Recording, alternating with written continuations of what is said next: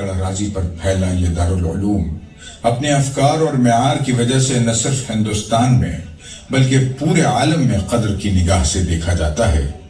دراصل دارالعلوم ندوۃ العلماء محض ایک اسلامی یونیورسٹی کا نام نہیں، بلکہ یہ ایک ایسے فکری انقلاب کی تجربہ گاہ ہے جس کا آغاز اس کے قیام سے 6 برس قبل انجمن ندوۃ العلماء کی شکل میں ہوا تھا۔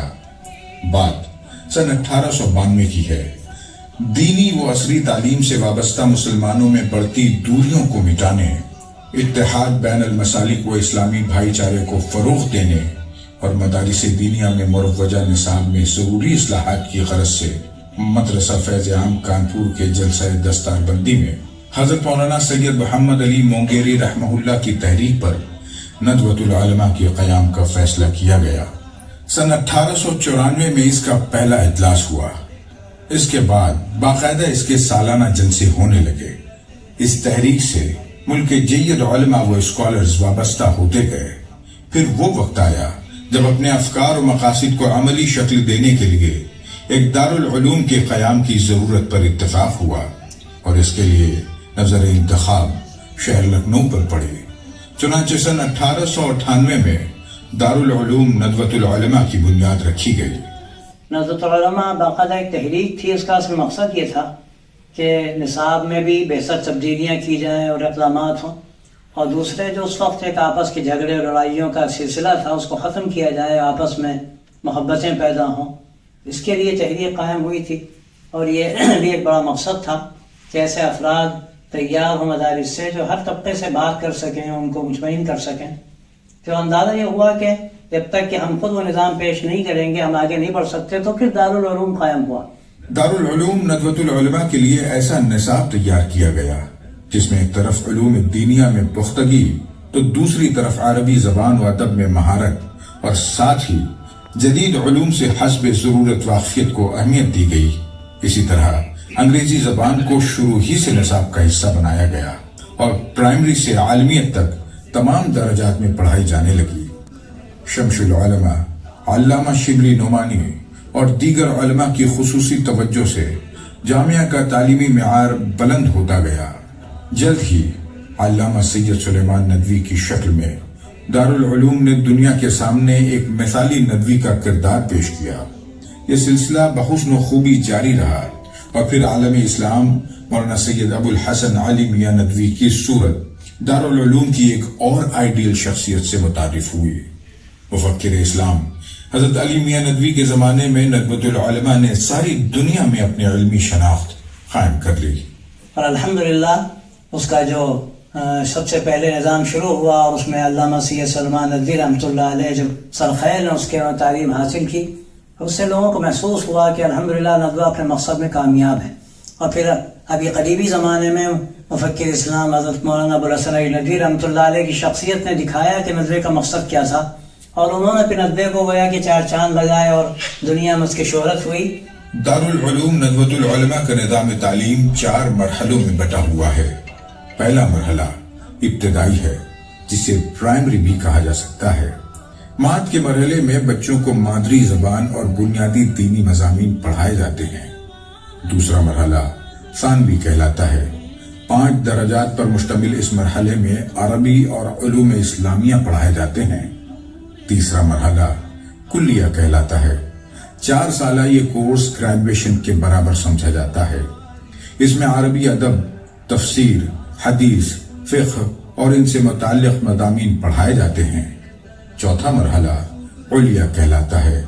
اس 2 سالہ کورس کو 2 حصوں میں تقسیم کیا گیا ہے۔ پہلا سال تکمیل کہلاتا ہے، جبکہ دوسرا سال اختصاص یعنی اسپیشلائزیشن کہلاتا ہے۔ اسی طرح علیہ سے فارغ منتخب طلبہ کو شعبہ تدریب علمی یا شعبہ فقہ و افتاء میں داخلہ ملتا ہے۔ اس 1 سالہ کورس میں طلبہ کو ماہرین فقہ و فتاوی کی نگرانی میں تربیت کا موقع ملتا ہے۔ یہیں ایک دارالافتاء و دارالقضاء قائم ہے۔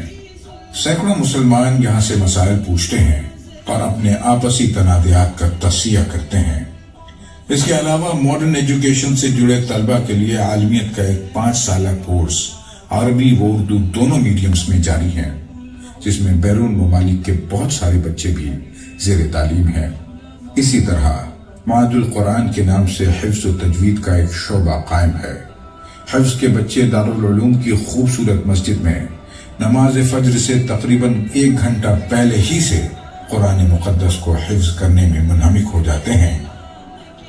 شعبہ تجوید 2 سالہ کورس ہے جس میں طلبہ کی رہنمائی کے لیے ملک کے ممتاز قرہ کی خدمات حاصل کی گئی ہیں۔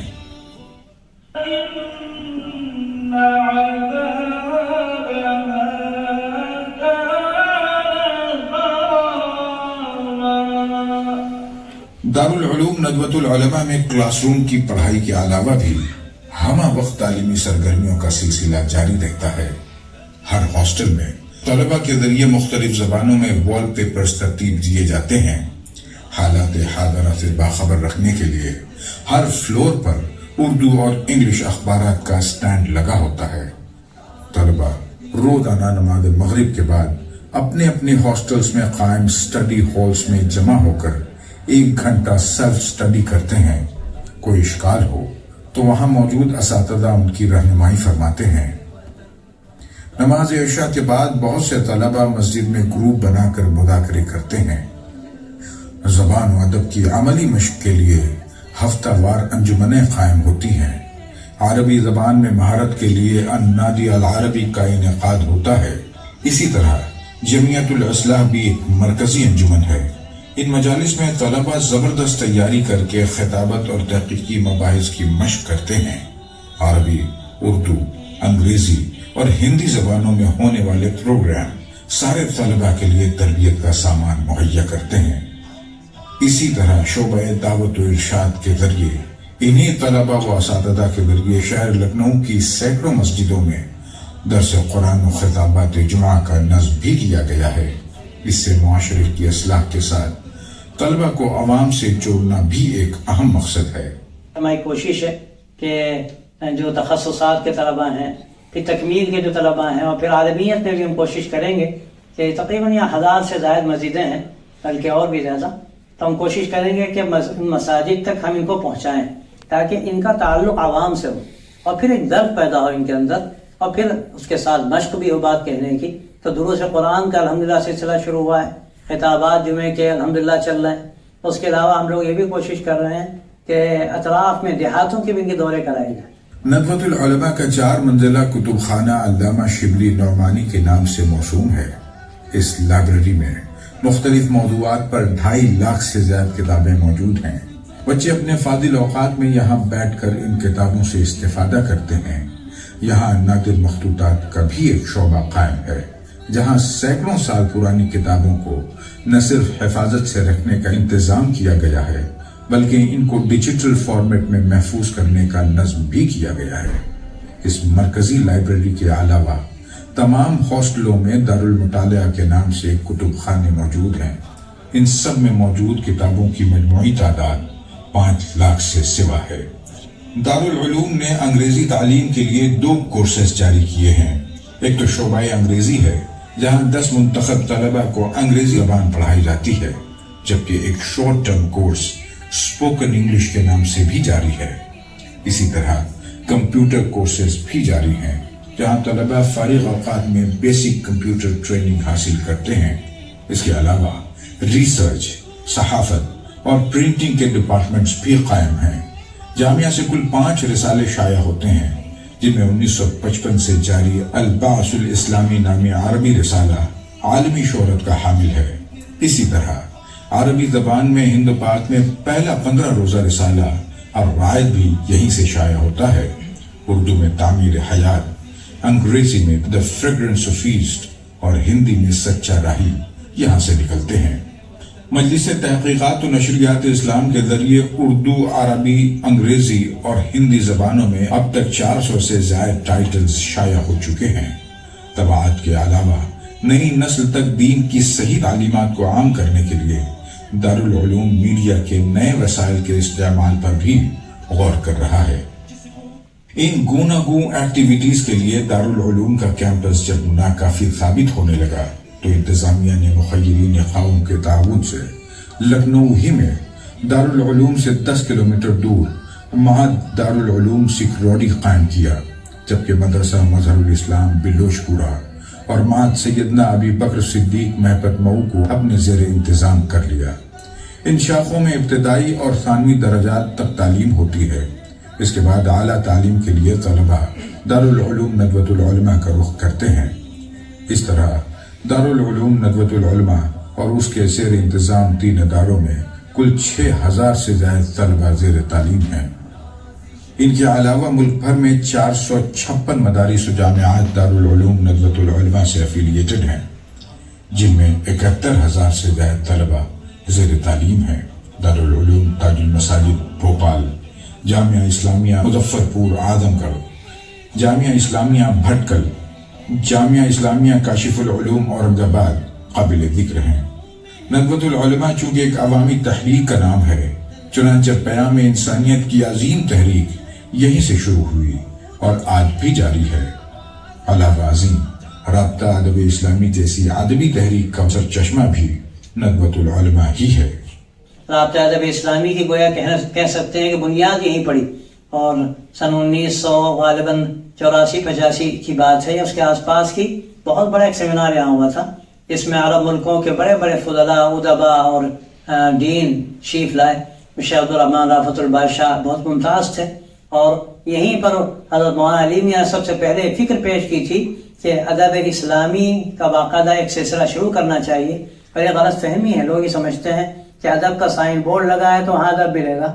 मौलाना ने ये बात कही कि अदब कहीं मिले, अगर उसमें कोई अदबियत है तो हमारे लिए एक सरमाया है, हमें तलाश करना चाहिए। अल्हम्दुलिल्लाह इस राब्ता अदब इस्लामी से बड़ा काम हुआ, पूरे आलम इस्लाम पर बड़ा गहरा असर पड़ा और अल्हम्दुलिल्लाह उस सिलसिला जो नज़वे से शुरू हुआ था आज भी जारी है। दारुल उलूम के अहाते में कुल 10 हॉस्टल्स हैं जो बानियान नदवतुल उलमा के नाम मंसूब हैं। इन खूबसूरत हॉस्टल बिल्डिंगों में हर तरह की सहूलियात मुहैया की गई हैं। इसी तरह कैंपस का ताज इसकी मस्जिद है, इस्लामी तर्ज तामीर का बेहतरीन मजहर। ये मस्जिद इस कैंपस का रूहानी मरकज भी है। इसमें बैक वक्त 4000 अफराद नमाज अदा कर सकते हैं। दारुल उलूम नदवतुल उलमा में मुकीम तलबा व असातिज़ा की तिब्बी ज़रूरतों का ख्याल करते हुए यहाँ एक कसीर मंजिला हॉस्पिटल भी कायम है। डॉक्टर अब्दुल अली हसनी हॉस्पिटल में मुख्तलिफ अमराज के माहिर डॉक्टर्स मौजूद हैं। दारुल उलूम नदवतुल उलमा का किचन रोजाना तकरीबन 2000 अफराद का खाना तैयार करता है। इसके लिए 40 मजदूर मुसलसल काम में मसरूफ रहते हैं। इन कामों के लिए मशीनों की मदद भी लेनी पड़ती है और हाइजीन का खास ख्याल भी रखा जाता है। तलबा को हर वक्त खाने के लिए मतबख न जाना पड़े, इसके लिए अलग अलग टिफिन पैक करके उनके कमरे के दरवाजे पर रख दिया जाता है। वो अपनी सहूलत से खाना खाकर खाली टिफिन दरवाजे ही पर रख देते हैं। इस तरह तलबा का वक्त ज़ाय होने से बच जाता है। नदवतुल उलमा हर मुमकिन कोशिश करता है कि इसके बानियान ने जो पौधा लगाया था उसे हरा रखे। आज जब इस फिक्र का रेलेवेंस और बढ़ चुका है, इसका मजीद आगे बढ़ाना भी बहुत जरूरी हो गया है। Report team voice of Urdu. ये अहले जुनून की बस्ती है, ये अहले फिरत का गहवारा, हर चीज यहाँ की बहुत बहुत शुक्रिया नदवे की इंतज़ामिया का कि उन्होंने एक 15 मिनट की डॉक्यूमेंट्री में नदवे की पूरी तारीख को समेटने की कोशिश किया। और मुझे उम्मीद है कि जिन लोगों ने बहुत दिनों से नदवे की ज़ियारत नहीं की है, उन्होंने भी अपने तजर्बे हद वफ़ा कर लिया होगा इस वीडियो के ज़रिए।